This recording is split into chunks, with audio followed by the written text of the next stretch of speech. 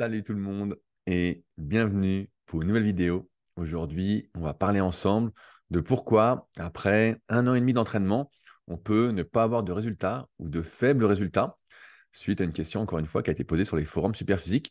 J'en profite pour vous rappeler que si vous avez des questions, notamment en rapport avec votre morphoanatomie, pourquoi vous ne prenez pas de certains muscles, comme je l'ai montré il y a 2 semaines dans pourquoi il ne prend pas de muscle ou il ne prendra jamais de muscle, n'hésitez pas à utiliser les forums Superphysique, donc www.superphysique.org, c'est fait pour ça. Et ça donne matière à faire des vidéos parce que s'il n'y a pas de questions qui nécessitent un long développement en vidéo avec des choses que je veux vous montrer, bah, il n'y a pas de vidéo, il n'y a que les podcasts. Donc, ça dépend que de vous. Bref, donc aujourd'hui, il y a des photos à analyser. Il y a une explication par rapport au programme que la personne fait. Donc, son pseudo, c'est Crocop. Ceux qui sont de ma génération doivent connaître. Il y a l'alimentation. Il y a un âge bien particulier. Il y a une taille bien particulière. Bref, il y a plein de choses à dire. Mais bref, avant de vous spoiler, je vous rappelle que si ce n'est pas encore fait, que j'ai fait une formation gratuite à destination des pratiquants de musculation sans dopage. Je bafouille un peu, pardon. C'est ma tête qui va trop vite. J'essaye de parler plus doucement. Une formation gratuite à destination des pratiquants de musculation sans dopage. C'est en lien dans la description et c'est mes meilleurs conseils qui vont vous éviter de perdre du temps, comme j'en ai perdu, comme beaucoup en perdent, réduire votre risque de blessure, apprendre à mieux vous entraîner, à mieux personnaliser ce que vous faites si vous en avez marre d'être perdu dans la jungle du net avec des conseils à dormir debout, avec des débats sans fin sur faut-il faire 8 ou 10 répétitions. C'est pas du tout ça qui va changer quelque chose. Bref, c'est mes meilleurs conseils, c'est gratuit, il n'y a rien à acheter. C'est de longs emails. Et donc, si ça vous intéresse, c'est en lien dans la description. Alors, je vais vous partager mon écran. J'espère que vous êtes prêts. Il y a plein de choses à dire. J'essaie de ne pas faire trop long parce que c'est un sujet qui m'a particulièrement intéressé. Alors, mon écran, c'est parti. Et donc, il faut que je grandisse ça comme d'habitude. Voilà. Non, oui. Donc, Crocop, ceux qu'on la ref, bien joué. 42 ans, 1m93, 85 kg. Donc, plusieurs particularités. Il est grand, il est plus tout jeune, il est à la moitié de sa vie. C'est assez drôle de constater que souvent on dit il est plus très jeune alors qu'il est à peine à la moitié de sa vie en moyenne. Il a commencé la muscu en avril 2022, donc ça fait exactement 1 an et demi qu'il s'entraîne. Il a commencé suite à une hernie discale sur les conseils de son kiné, très bon kiné, tout d'abord pour se renforcer, puis depuis un moment pour s'entraîner, pour prendre du muscle. Donc il a un programme sur 4 jours, je le décris rapidement. Lundi, les jambes, donc presse et squat déconseillés pour sa hernie discale. Presse, on pourrait discuter variante de squat aussi, mais bref, je pense que c'est très bien.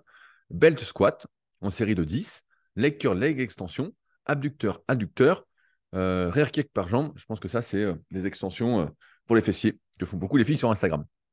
Mardi, séance push. Donc, il met pec, épaule, mais c'est surtout pec, vous allez voir.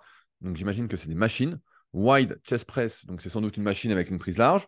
Incliné, ça vous connaissez. Chest press, c'est la même que la première. Butterfly, développé couché halter, développé couché selon la disponibilité et shoulder press. Mercredi, repos ou bras à la maison. Jeudi, pull, traction pronation, tirage poulie haute. Donc, il ne dit pas la prise utilisée, mais c'est peut-être la même chose. On va y revenir. Tirage poulie horizontale, donc le classique rameur. Et puis l'ovaire halter ou barre. Vendredi, rappel bras, biceps, triceps. Il ne dit pas exactement la séance. Samedi, repos. Et dimanche, il fait chez lui pompe, car je n'ai pas encore d'haltéra assez lourd pour faire du développé couché halter et abdos. À chacune des 4 séances, important, je fais 6 km de vélo, 5 séries de 10 en traction pronation et 5 séries de 20 à la chaise, à crunch ou banc, et 5 fois 10 par jambe de rear kick. Donc rear kick, il faut que je regarde, mais pour moi, c'est des extensions. Ouais, n'hésitez pas à me corriger. Donc le programme, on va y revenir. L'alimentation, jamais de petit déjeuner. Le midi, 200 g de poulet aux 4 œufs, plus 200 g de riz ou de pâtes cuites. Donc ça fait l'équivalent de 3 fois moins à peu près, donc après 70-80 grammes, il doit prendre. 200 g de légumes, 150 g de fromage blanc, une cuillère de miel, une banane, une poignée d'amandes ou 150 g de fromage blanc plus 30 g de whey. On va y revenir. Collation à 17h, une banane, une poignée d'amandes, un shaker de whey, la créatine, 4 carrés de chocolat au lait. Il aime le chocolat, je pense que là, il n'y a pas débat. 18h entraînement, et 20h30, 200 g de poulet, plus 200 g de riz ou pâtes, 200 g de légumes.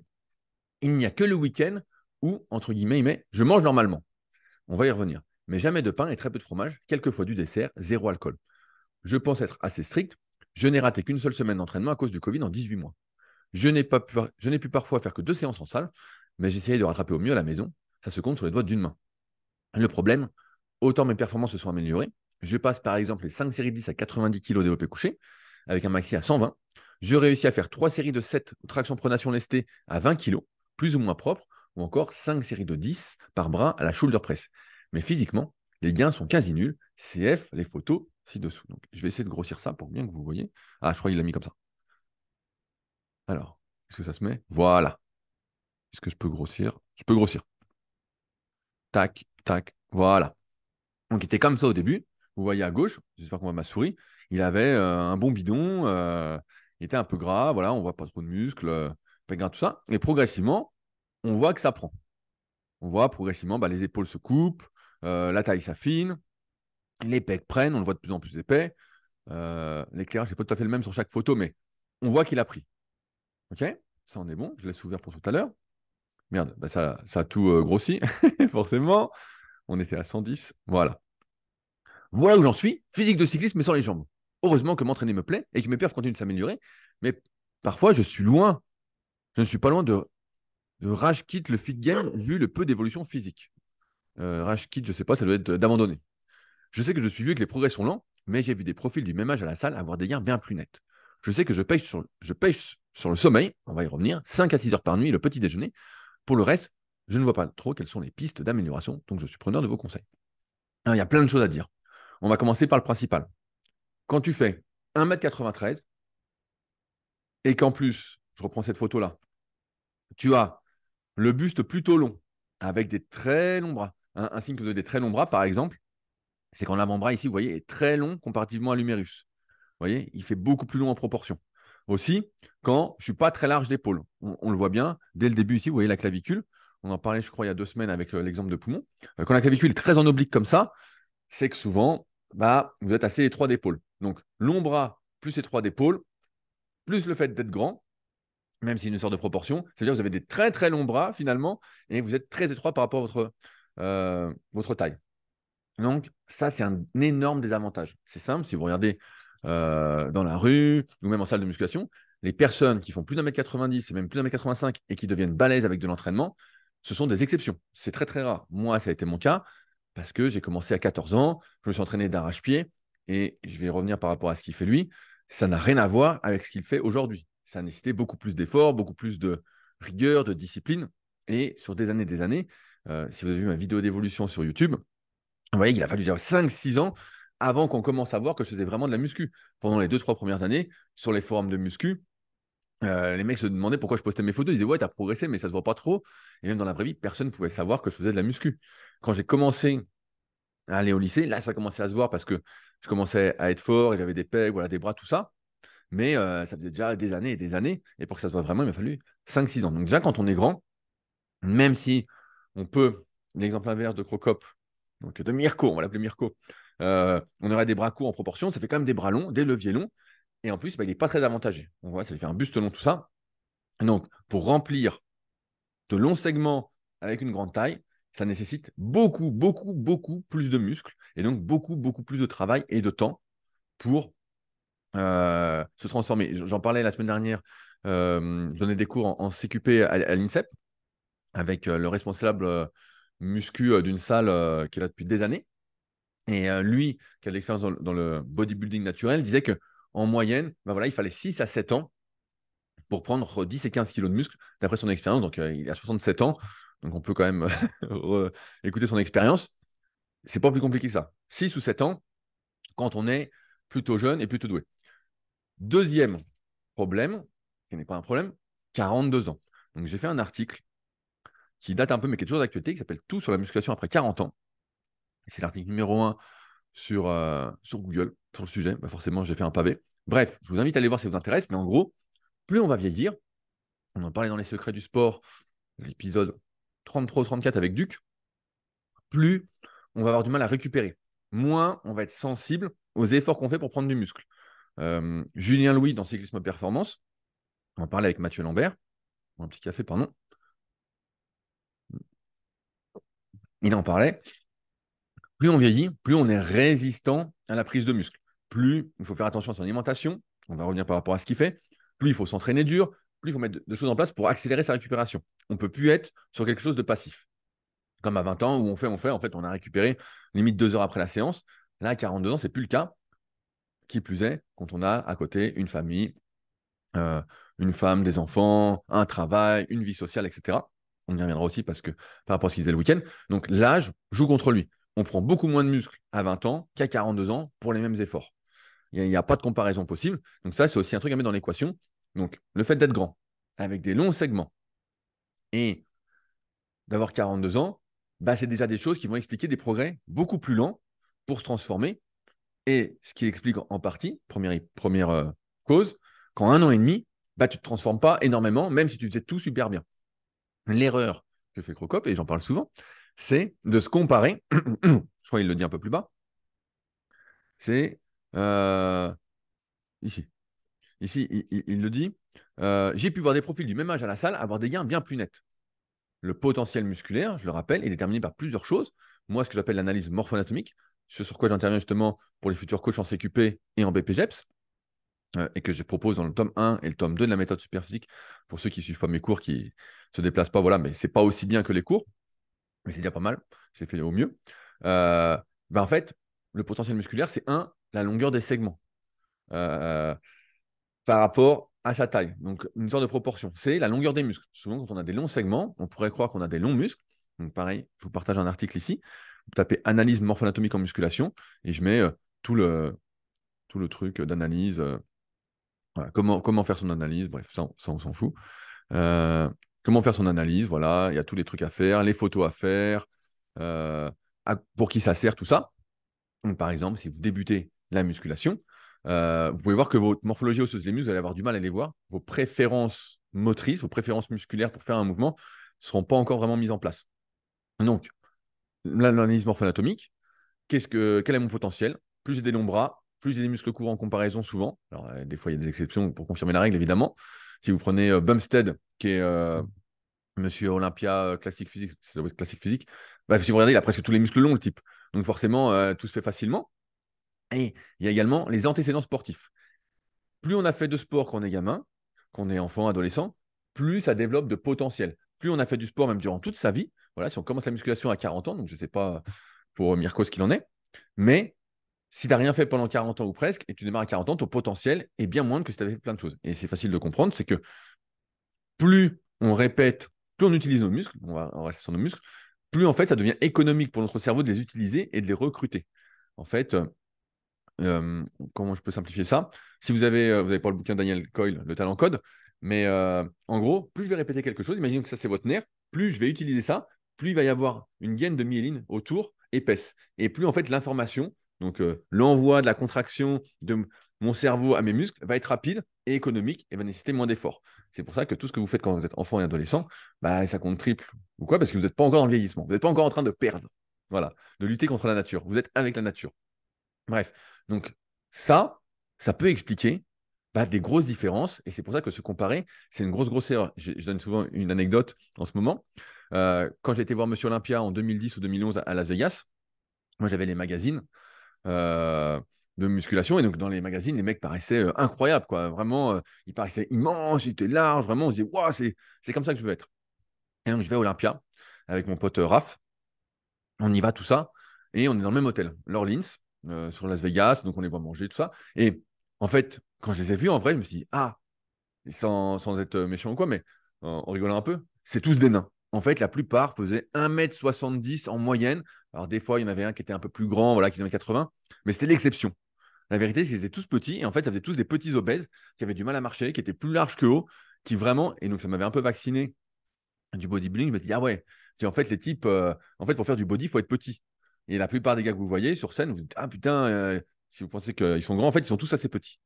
S'ils ne mentent pas en plus sur leur taille, que vous voyez sur le net, mais ils sont tous très, très, très petits. Vous mettez à côté, vous dites, ah oui, ah, je ne me rendais pas compte qu'ils étaient si petits. Donc, tu vois, une personne qui est plutôt petite, qui fait 1,70 m, qui aurait des segments plus courts, même s'il a des bras longs en proportion, c'est quand même plus court, des muscles donc plus longs en proportion, et des antécédents sportifs, il va progresser beaucoup plus rapidement que vous. C'est normal. Donc ça, c'est le deuxième truc. Se comparer, c'est une grosse erreur. Ensuite, sur le programme d'entraînement, il n'y a pas grand-chose qui va. Là, le programme, plus on est grand, plus on a des longs segments, de mon expérience, plus il va falloir faire d'isolation. En fait, même quand vous faites un exercice polyarticulaire, Euh, il y a plein de muscles qui participent en même temps. C'est une compétition de recrutement. Comme je disais tout à l'heure, c'est des préférences musculaires. Donc moi, quand je fais le développé couché, c'est surtout mes pecs qui bossent, qui bossent, qui bossent. Et pour prendre des épaules et des triceps, ce que j'ai dû faire, c'est faire beaucoup de séries longues aux élévations, élévation latérale, et l'oiseau. J'ai pas fait trop le frontal parce qu'il est bien inséré, il est assez en oblique, donc il participe bien quand je fais le développé incliné, mais ça, c'est à voir au cas par cas. Bref. Et pour les triceps, j'ai dû en faire plein, et notamment faire du magic triceps, du pullover bras fléchi que j'ai popularisé il y a maintenant peut-être 15 ans. Et vraiment, grâce à ça, bah, j'ai pu prendre. Mais si j'avais fait que du développé couché, bah, en fait, j'aurais pris que des pecs. Et c'est ce qui s'est passé les premières années sur ma vidéo d'évolution. Euh, Bah, j'avais que des pecs. Le reste prenait pas et je ne comprenais pas. Or là, quand on regarde son programme, on prend par exemple les cuisses, il a un seul vrai exercice. Il a du bel squat, dont on peut discuter de l'efficacité, mais voilà, on va le considérer comme un exercice polyarticulaire. Un seul vrai exercice. Le leg extension, c'est bonus. Abducteur, abducteur, c'est bonus. Kick par jambe, donc c'est ce que je pense, c'est bonus. Leg curl, bon, voilà, ça va en faire un deuxième. Mais il manque concrètement un exercice. Moi, s'il a, il a eu des problèmes d'hernie discale, tout ça, même c'est pas ça. Un exercice de fente, voilà, une variante de fente. Un exercice d'extension de hanche, hyper important. Donc, comme il est grand, on peut imaginer qu'en plus d'avoir un long buste, il a un long fémur par rapport à son tibia. Donc, à voir aussi, mais souvent, c'est ce que je remarque chez les grands. C'est vraiment, quand tu es grand, c'est la merde pour la muscu. C'est une vraie conclusion. Donc, fente. Et on peut imaginer, donc, par rapport à ça, un leg curl, idéalement assis, allongé, ça n'a pas trop d'importance. Ça dépend quelle partie de l'ischio vous voulez solliciter. Mais bref, je ne rentre pas dans le détail aujourd'hui. C'est trop d'anatomie et de recrutement nerveux. Et un exercice donc d'extension de hanche qui peuvent être du soulevé de terre, mais là, on ne va pas recommander ça, mais peut-être des extensions au banc lombaire pour travailler la fonction extenseur des ischio-jambiers. Donc là, il manque deux exercices. Donc là, en fait, pour moi, il a deux exercices dans sa séance. Tout le reste, on peut le jeter, c'est de la perte de temps. C'est presque de la perte de temps. Quand il fait sa séance PEC, wide chest press, incline chest press, butterfly, bon, là, c'est pas tout à fait pareil. Il faudrait voir ce que valent les machines. Mais si tu fais une machine, voilà, chest press en prise large, et ensuite tu fais un incliné chest press, ensuite tu fais qu'un exercice d'isolation et c'est fini. Tu fais pas de la chest press encore, que tu as déjà fait en premier. Et il faut vraiment que les machines, en plus, pour regarder, ça te fait bien les pecs. L'utilisation des machines quand on est grand, quand on a déjà un certain âge, encore une fois, entre guillemets, parce que c'est pas si vieux, pour moi, ça se conçoit très bien. Euh, Parce qu'on a des leviers défavorables. On va se retrouver, s'il fait du développé couché classique, avec le bras tellement loin, on voit qu'il n'a pas trop de cage, il est étroit, des très longs bras en comparaison, avec le cou tellement loin derrière, se retrouve vraiment dans une position de faiblesse, pas optimale, pour exploiter, entre guillemets, pour développer de la force et développer ses muscles. On s'éloigne, pour les plus savants, de sa zone de force, de sa relation tension-longueur, de sa longueur optimale. Au lieu qu'il soit comme ça, il se retrouve comme ça, vraiment, et ça tient sur quelques fibres, et donc on ne peut pas avoir de force. Bref, donc les machines peuvent être utiles. Euh, Ensuite, pour les épaules, donc après, s'il dit qu'il fait du coucher haltère ou coucher barre, ça sert absolument à rien. C'est redondant, c'est le même angle. À ce sujet, si ça vous intéresse, j'explique les muscles à angle, les muscles qui ne sont pas à angle, comment choisir l'exercice, tout ça, dans le tome 3 de la méthode Superphysique. Bref, ça vous intéresse, ça doit être en lien dans la description ou directement sur mon site, rudicoya.com. Ensuite, pour les épaules, il fait qu'un seul exercice. Et on en revient à ce que je disais tout à l'heure. Si je prends mon cas personnel, si j'avais fait que les pecs et pas les épaules, j'aurais jamais eu d'épaule. En plus, il fait shoulder press. On peut imaginer que c'est un exercice avec le coude devant. Je commence à reparler vite, pardon. Avec le coude devant, donc il fait surtout le deltoïde antérieur. Or, le deltoïde antérieur, c'est-à-dire celui-là qui est sollicité plus ou moins sur les exercices, notamment de coucher et d'incliner qu'il fait déjà. Or, ce qu'il doit faire, c'est travailler le faisceau moyen et travailler le faisceau postérieur, s'il veut prendre des épaules. Or là, ils ne sont pas travaillés. Donc, c'est normal qu'ils n'en prennent pas. C'est normal que ces muscles ne se développent pas. Ce n'est pas plus compliqué que ça. Ensuite, le mercredi, il fait repos ou bras à la maison. Il ne dit pas ce qu'il fait pour les bras, mais pareil, il faudrait savoir exactement ce qu'il fait en fonction de ses longueurs musculaires, de ses particularités anatomiques. Est-ce qu'il a un valgus? Est-ce qu'il a un récurvatum? Bref, qu'est-ce qu'il fait en fonction de ses longueurs musculaires aussi? Quelle amplitude il utilise? On ne sait pas trop. Le jeudi, il fait pull. Donc, pull, traction pronation, tirage poulie haute. Si c'est la même chose, bon, ça n'a pas de sens. En plus, je doute fortement, sans être méchant ou quoi, et pour avoir pas mal d'expérience, hein, après avoir coaché des milliers de personnes, et j'en vois chaque semaine avec les cours que je donne aussi, euh, faire des tractions en pronation, en utilisant vraiment les muscles de son dos et son grand dorsal. Quand on fait 1m93, 85 kg, que ça fait 1 an et demi qu'on démarre la musculation, J'y crois pas du tout. Du moins, pas avec la bonne technique. J'y crois avec la technique crapaud, c'est-à-dire un truc comme ça. Voilà, ça j'y crois, mais c'est tout. Sinon, j'y crois pas du tout. Donc, je pense que les tractions poulie haute prise large, c'est mieux pour ton cas. Et je reviens après sur un autre truc. Tirage poulie horizontale, pourquoi pas? Ça fait 2 exercices. Pullover halter ou barre, bon, ça c'est plus un exercice d'étirement, c'est pas trop confort. Donc finalement, il n'y a que 2 exercices aussi pour le dos. Donc c'est un peu léger. Si je reprends mon article, volume d'entraînement optimal, si je fais ça, volume, entraînement. Non, c'est pas celui-là. Voilà. Volume, entraînement optimal, parce que je l'ai modifié il n'y a pas longtemps. Voilà, celui-ci. On voit que ce que j'ai mis, d'après mon expérience encore une fois, la table super physique, voilà, c'est là. Dans la même séance, 10 à 16 séries, donc je mets par semaine, mais ça vaut aussi par séance. En gros, c'est quand on est déjà un peu avancé, on fait un split, j'en ai parlé la semaine dernière ou quoi, c'est 10 à 16 séries. Or là, concrètement, s'il fait 4 et 4, voilà, parce que ça c'est redondant, ça c'est pas un exercice qui compte, il est qu'à 8 séries. Donc il manque de volume aussi. Ensuite, rappel bras, on ne sait pas trop ce qu'il fait. Samedi, repos. Dimanche, paye qui fait des pompes. Bon, là, je pense que ça ne sert pas à grand-chose. A priori, c'est des pompes au poids du corps, ça ne sert pas à grand-chose. Il rajoute à chacune des 4 séances à la salle 6 km de vélo. Je ne sais pas ce que c'est comme vélo, mais voilà, ça fait un peu de cardio basse intensité. Pourquoi pas? Je ne vais pas être contre. 5 séries 10 en traction pronation. Comme j'ai dit, tout à l'heure, il parle de CPR lesté à 20 kg, j'y crois absolument pas. Et 5 séries de 10 tractions pronation en utilisant bien le dos, j'y crois pas trop.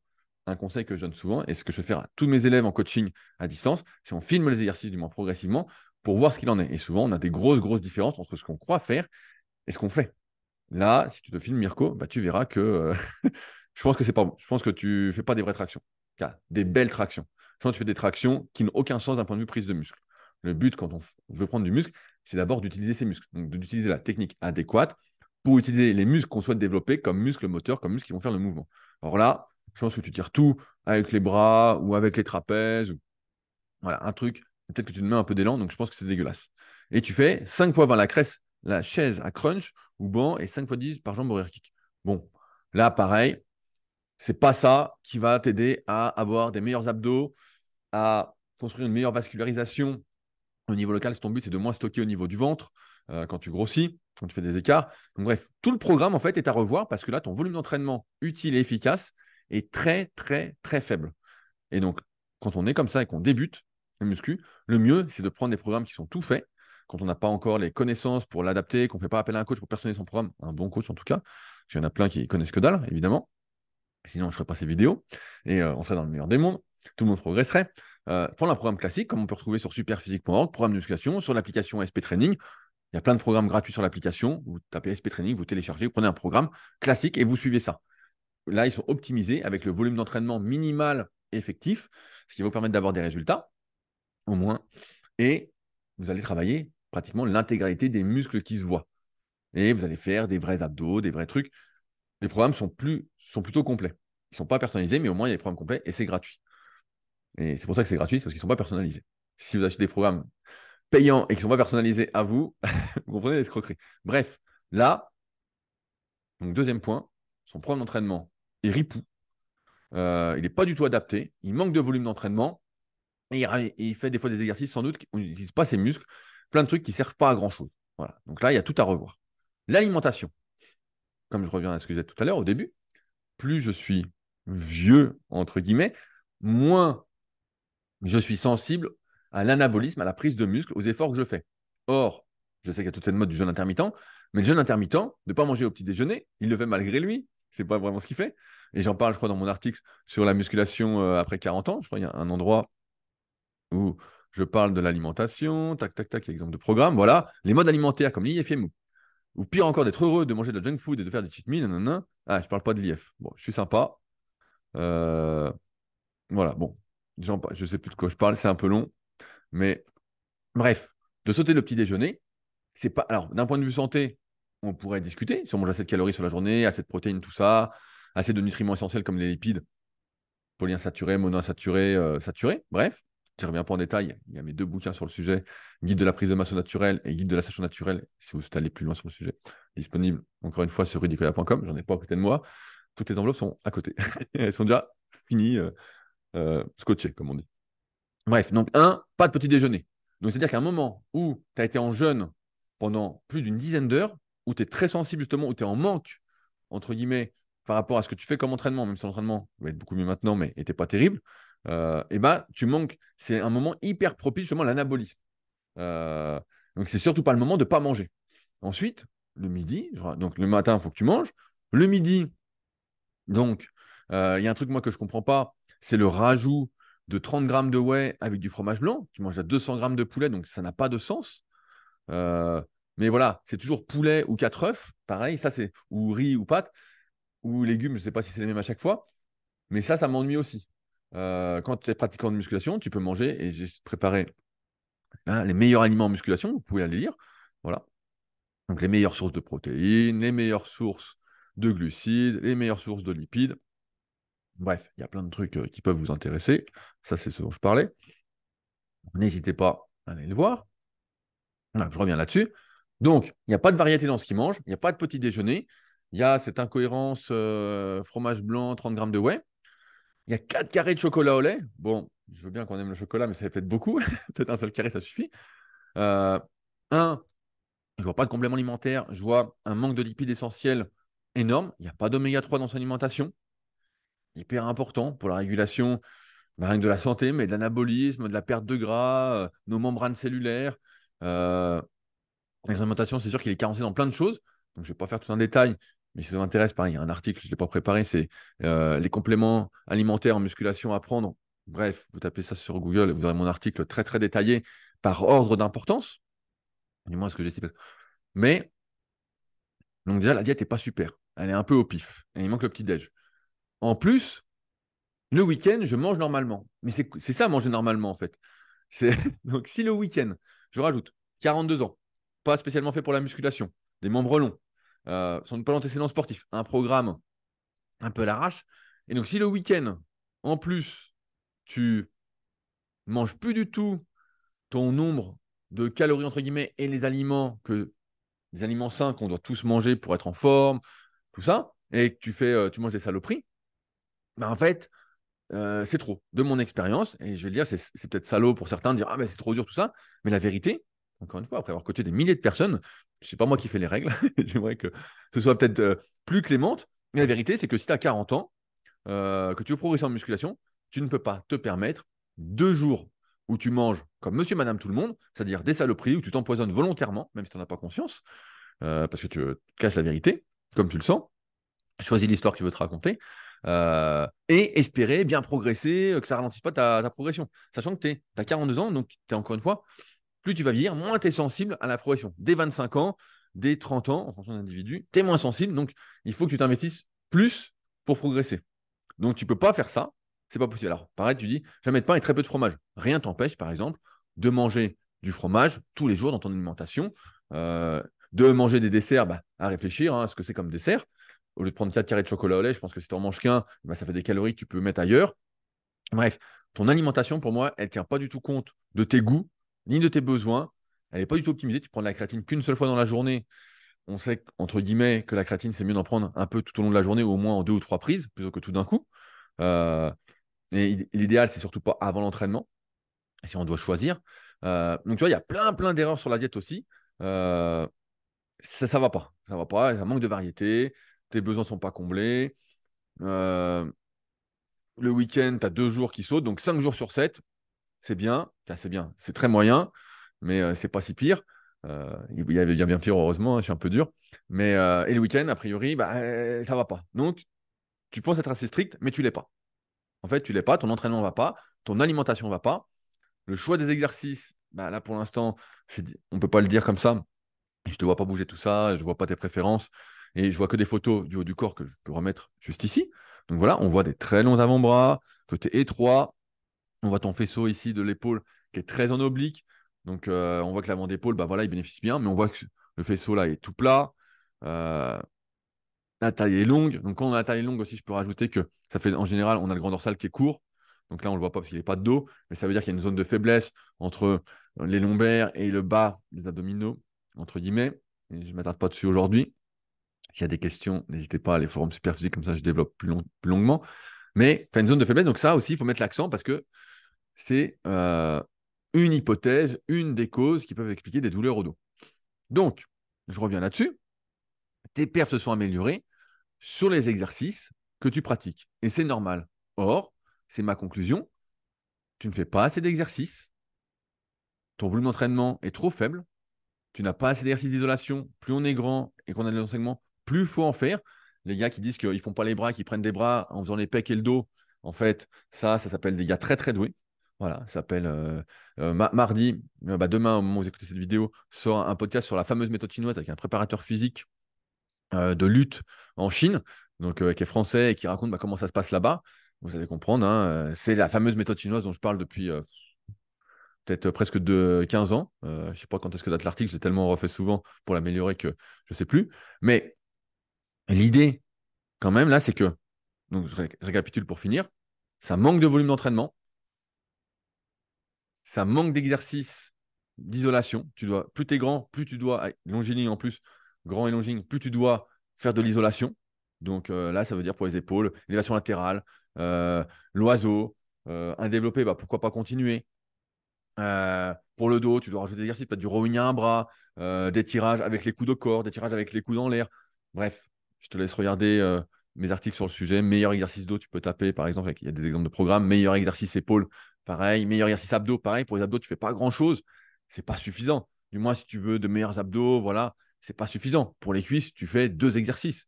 Pareil, tu tapes meilleur exercice cuisse, tu vas voir, il y a des exemples de séances.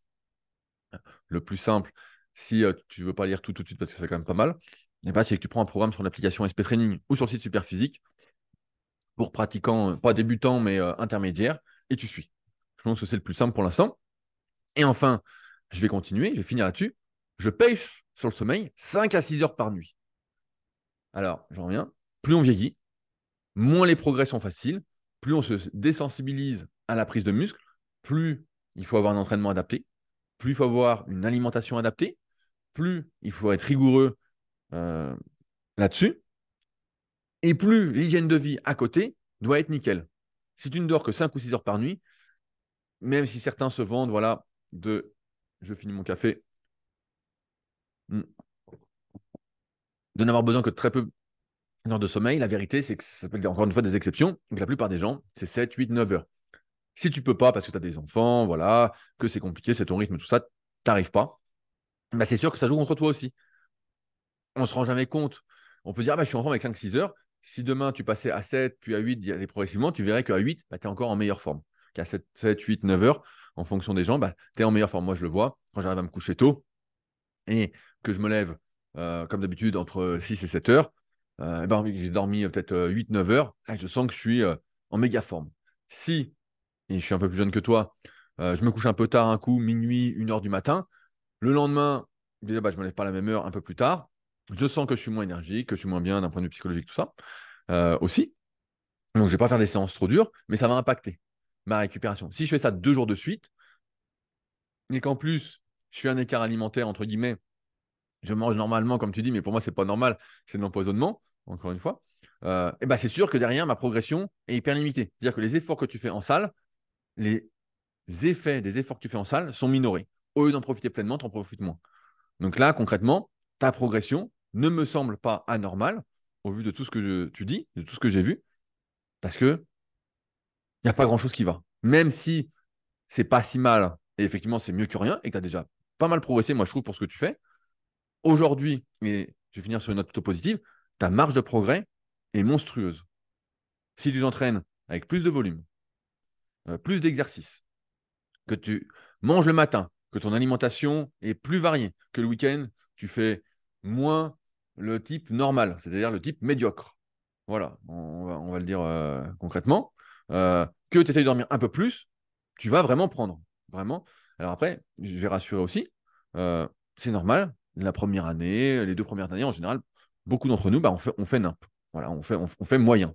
On fait moyen, mais ça vient progressivement, on apprend de ses erreurs. Et tu vois, tu as bien fait de poser sur le forum, parce que comme ça, je t'apporte une réponse. Et normalement, ça devrait débloquer la situation si tu l'aimais. Parce que tu dis, je suis preneur de conseils.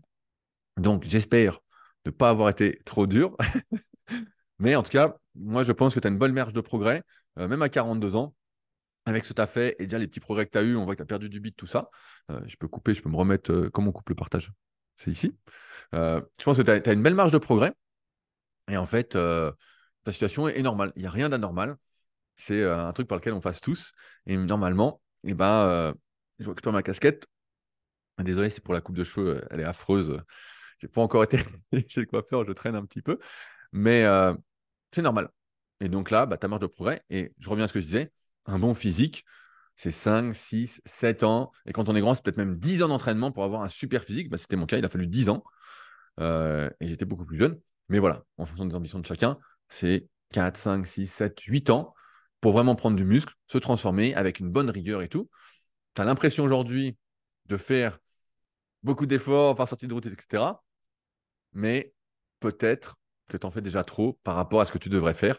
Mais en tout cas, déjà, rien que l'entraînement et revoir un peu l'alimentation, normalement, ça va changer beaucoup de choses. Rien que l'entraînement, je pense que si tu montes le volume, tu fais plus d'exercices utiles, tout ça, et ensuite, tu peux t'attaquer à la diète, tu fais aller progressivement. Et puis ensuite, tu t'attaqueras au sommeil. Et surtout les week-ends, arrête de bouffer. Normalement, il n'y a pas pire que ça. Et même peut-être du fromage tous les jours, mais bref, je m'égare et je vais m'arrêter là. J'espère ne pas avoir été trop long.